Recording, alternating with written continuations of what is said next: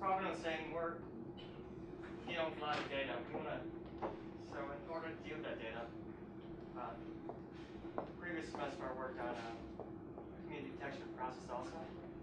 And I found that I was hitting walls as far as trying to do sequentially with the serial algorithm and just a few processors. So Dr. Zahn asked me to, he gave me a mandate to set up a framework for a big data platform for the entire research center that we could all use it and deal with terabytes and petabytes of data. This is what we're working on. This is the basic outline, motivating factors, objective, history. We're talking about two parallel processing constructs that are right now. I'll look at some experiments and some results. So as I mentioned, last spring I was trying to run some experiments, and they were slow. The turnover took a while. Shin, one of my peers, he had experiments that lasted greater than several days. He had to wait for the results. So we needed a method to turn around these experiments faster in order to get our research out there and help you solve problems quicker. So this is the chart showing the data generation approximately, and you can see how it's going to go exponentially up the curve. Try that. What? Okay. Way bottom? It's sensitive. So what we need a framework that allows us to scale massively, just not megabytes. So the two most common parallel programming tools that allow you to scale by adding more boxes to your program are Hadoop, which is fairly new. It came out of Silicon Valley. It's used by Google, eBay, all the big players.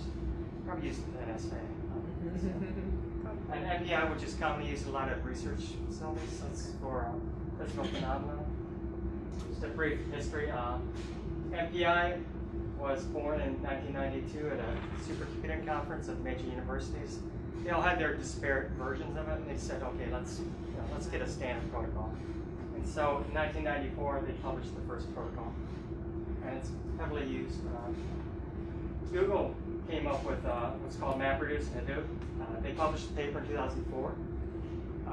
An engineer by the name of it's Dugan or something, I forget it. He worked at Yahoo.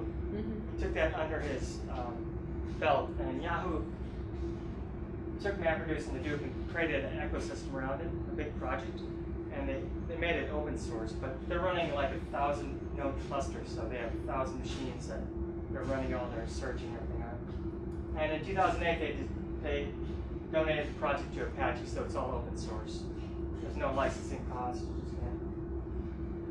So some of the details of MPI, it's really good, as I mentioned, for simulation modeling of physical systems, weather systems, universe. An MPI programmer has total control. They have to decompose and map the problem to the processor. You can pass any data type you want, which is good because you pass an array, a primitive, whatever you want. Again, they have total control of the design. The fault tolerance, if one of the nodes goes down, if you restart the process, it's all designed by the program, the chunking, the synchronization. So it's a very complex and in-depth process to do that. It's not simple. It's a very dedicated skill. It's a Linux-based distributed memory architecture, and they use message passing, which is typically a high-speed network like InfiniBand, bonded using point-to-point collective message passing. And program design is very restricted. You have to use C or C++ or Fortran. That's basically all you have. You can't use Python, Java, anything else. And it consists of a bunch of calls to MPI function libraries, send and receive. And again, there's no rigid framework, and the data flow is all designed by the programmer. But it's very flexible. So it's either you have a rigid framework and you can do anything, and then you're restricted or bounded, or you can have and that's what Hadoop and MapReduce is. It's really restricted, but it's fast. Like I said, it's the analytics platform of choice in Silicon Valley. It's by all the big players. There's really only two main functions: a mapping and a reducing function. I have some sample code you'll see in a bit. So I did have 20 lines of code in MapReduce, which takes 200. But some of the restrictions are you can only use key value pairs. show you an example of this later on. But all the process flow, aside from these two things, are managed by the system. If a process goes down, for any reason, let's say there's a hardware fault or something, it automatically restarts it for you, and automatically has the data's redundant, so you don't have to worry about losing data. And network traffic's minimized because it's rack aware. So if there's a process here, there's 3 copies of that data. It says, okay, which one's closest to me, and uses that data. So network traffic is minimized, which is good, because that's a big problem with HPC systems. So this is program design. Again, it's Java, but now they have wrappers. You can use Python, you can use other languages if you want to. Again, key value pair does the data chunking for you, whereas in MPI you have to find the size of your chunks, which in itself is an algorithm, which is sort of a painful process. And again, there's just 2 basic functions, mapping and reducing. We'll walk through each of these phases in a few minutes. All this sets on HDFS, which is it's an application layer file system, which manages all the data for you, takes care of replication. And it just sets on commodity grade servers, so you don't really need to buy high-end servers like you don't need to go buy like Cray servers and things. You can use a Dell or an HP. You don't have to spend a fortune. Because one of the rules of thought in HDFS MapReduce is something will always go down. So just design for it. And it's all based on SSH protocol, so you can always SSH into some batch system. So what we're going to do is you can take MapReduce and MPI, we're going to compare the two. We're going to run a quick experiment, a counting experiment. Just nothing more than a frequency count. So you have a corpus, just chunk it out.